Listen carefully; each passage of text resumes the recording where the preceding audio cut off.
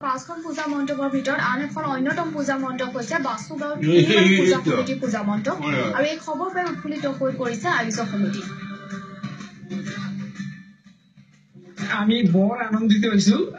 কোনোতে আমি ধন্যবাদ জ্ঞাপন কৰিছো নিউজ লাইভ তথা নিউজ লাইভৰ সমূহ কৰ্মকৰ্তালৈ কাৰণ নিউজ লাইভৰ কেমেৰা গোটেই অসমত বিয়পি থকাৰ কাৰণেই আজি তেখেতসকলে ধৰিব পাৰিছে যে কোনটো মণ্ডপৰ কেনেধৰণৰ পৰিস্থিতি বা কি পজিশ্যনত আছে আৰু এইটো থিম আমাৰ মূৰলৈ অহা বা চিন্তাধাৰাটো অহাৰ মূল ব্যক্তি হ'ল দুজনে আমাৰ এইটো কৰ্মকাণ্ডত প্ৰতিনিধিত্ব কৰি এই মণ্ডপটো গঢ়ি তুলিছে তেখেতসকলৰ ভিতৰত পিণ্টু সৰকাৰ আৰু জয়ন্ত আদিত্য এই দুজনৰ বহুত দায়িত্ব লৈ তেখেতসকলে কাম কৰিছে আৰু তেখেতসকলৰ এই কামখিনিক